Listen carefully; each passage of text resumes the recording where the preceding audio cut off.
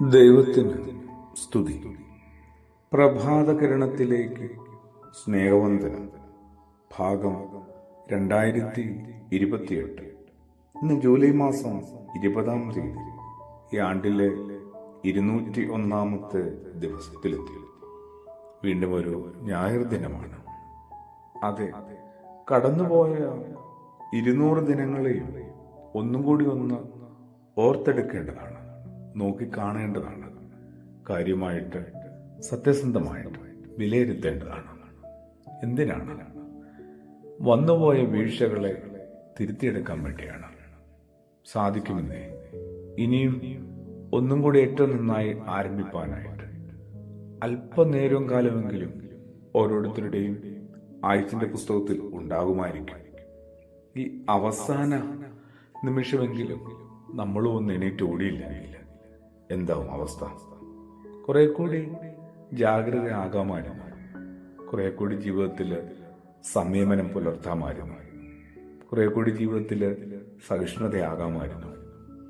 അങ്ങനെയൊക്കെ ഒരു കണക്കെടുപ്പ് നടത്തുമ്പോൾ ആകാമായിരുന്ന എത്തിച്ചേരേണ്ട ചില അവസ്ഥകളെക്കുറിച്ചും ഇടങ്ങളെക്കുറിച്ചും കുറെ കൂടി ബോധ്യമുണ്ടാവും. ഒപ്പം വന്നുപോയ ഒഴിവാക്കാമായിരുന്ന ഒട്ടനവധി കാര്യങ്ങളെക്കുറിച്ചും, അത് വിചാരങ്ങളും വാക്കുകളും പ്രവൃത്തിയും ഒക്കെയാകാം. അത് സംഭവിച്ചതിൽ ഭൂരിപക്ഷവും മനസ്സ് വെച്ചിരുന്നെങ്കിൽ ഒഴിവാക്കാമായിരുന്നു. ശരിക്കും പറഞ്ഞാൽ ഒഴിവാക്കേണ്ടത് തന്നെയായിരുന്നു. വെളിച്ചത്തിന്റെ അഭാവം തന്നെയാണ് നമ്മളെ ഇങ്ങനെ അന്ധകാരത്തിൽ വല്ലാതെ അലയുന്ന ഉഴലുന്നവരാക്കി മാറ്റിയത്. കുറെ കൂടി വെളിച്ചത്തെ നമ്മൾ തേടിയേ മതിയാവും. വിശുദ്ധനായ മത്തായി ശ്ലീഹയുടെ സുവിശേഷം 5-ാം അധ്യായം അതിന്റെ 15-ാമത്തെ തിരുവചനത്തിലേക്ക് എത്തുമ്പോൾ എത്ര കൃത്യമായിട്ട് യേശു പറയുന്നത്, വിളക്ക് കത്തിച്ചാരും പറയുടെ കീഴിൽ വെക്കരുത്, അത് വിളക്ക് തണ്ടിന്മേൽ അത്രേ വെക്കേണ്ടത്. അതേന്നേ, വിളക്ക് കത്തിച്ചൊക്കെ വെക്കാനായിട്ട് ഉയരത്തിലുള്ള ചില ഇടങ്ങളുണ്ട്. അവിടെയാണ് വെക്കേണ്ടത്. അതിന് പകരം ഒരു പാത്രത്തിന്റെ കീഴിൽ അതെടുത്തു വെച്ചാൽ വെട്ടം എപ്പോഴേ കെട്ടുപോയിട്ടുണ്ടാവും. പിന്നെ എങ്ങനെയാ വെളിച്ചത്തിന് നിലനിൽക്കാനായിട്ട് കഴിയുക? ദൈവ വെളിച്ചം ഓരോരുത്തരുടെയും ഹൃദയത്തിലുണ്ട്.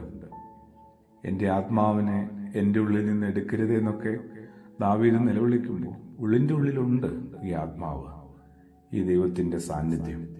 പക്ഷേ അശ്രദ്ധ കൊണ്ടാവാം, അല്ലെങ്കിൽ എൻ്റെ ജീവിതത്തിലെ അറിവില്ലായ്മ കൊണ്ട്, അജ്ഞത കൊണ്ടാവാം, അതുമല്ലെങ്കിൽ എൻ്റെ ജീവിതത്തിലെ അഹന്ത കൊണ്ടാവാം. ഞാൻ ഈ ദൈവാംശത്തെ മാനിക്കാതെ, തിരിച്ചറിയാതെ, ജാഗ്രത കാട്ടാതെ, ഉണർവിലല്ലാതെ ജീവിച്ചു പോകുന്നു. അതുകൊണ്ടാണ് യേശു എന്നെയും ഒന്ന് ഭാരപ്പെടുത്തുന്നത്. വിളക്കിന് മീതെ, യേശുവാകുന്ന വെളിച്ചത്തിന് മീതെ ഞാൻ എന്തെങ്കിലുമൊക്കെ പാത്രമെടുത്ത് കമത്തി വെച്ചിട്ടുണ്ടോ? പറയുടെ കീഴിലാണ് ഇപ്പോഴും യേശു വെളിച്ചം എൻ്റെ ജീവിതത്തിൽ.